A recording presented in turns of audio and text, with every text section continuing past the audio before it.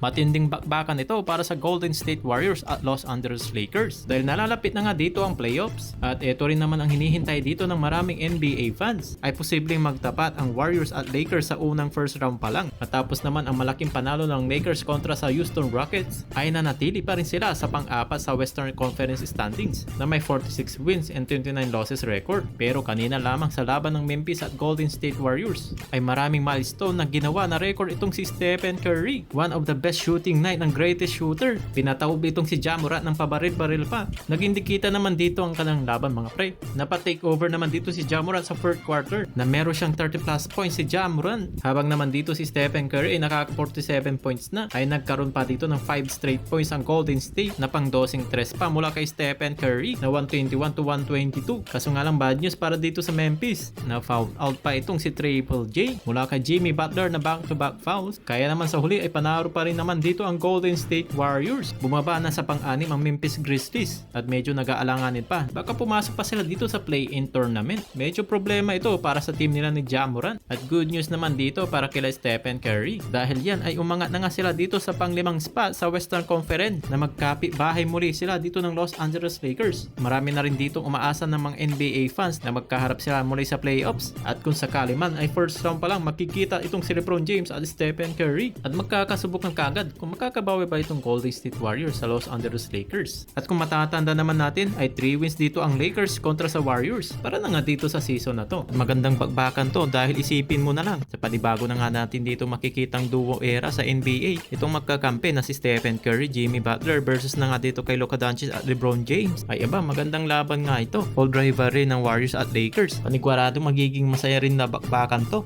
Ay posible nga ba dito magkatapat ang Warriors at Lakers sa unang round pa lang pagdating na nga dito ng playoffs. Pero teka lang dito mga pare ko hindi pa ito final dahil marami pang pwedeng magbago sa natitira nilang mga laro. Pero ngayon pa lang ay marami na nga dito umaasa mga fans na magkaharap na nga sila sa unang first round pa lang. Alam niyo kung bakit? Para makasubukan na kaagad kung makakabawi ba ang Warriors dito na sa Lakers. At kung matatanda naman natin, 3 wins na dito ang Lakers laban sa Golden State Warriors. At magandang bagbakan to dahil isipin mo na lang sa panibago na nga natin dito makikitang duo era sa NBA itong magkakampi na si Stephen Curry, Jimmy Butler versus na nga dito kay Luka Doncic at LeBron James. Ay aba, magandang laban nga ito. Full rivalry ng Warriors at Lakers. Panigurado magiging masaya rin na bakbakan to. Konti na lang dito natitirang games, oo. Pero mayroon pa rin ditong sabihin. Pero ang magandang balita naman so far ay healthy na dito ang kanilang big 3 nila. Kaya sa tingin mo pare ko, sino kayang manalo kapag magkaharap sila sa unang first round pa lang ng playoffs? Ano ba ang team mo? Warriors ba o dito sa Lakers? Dahil pareho na contender natin na nga ito sa Western Conference. Ika nga, sabi nga nila, bilog ang bola. At syempre ang pinaka magiging masaya dito sa buong NBA ay wala na nga ditong iba, itong si Adam Silver kapag nagkataon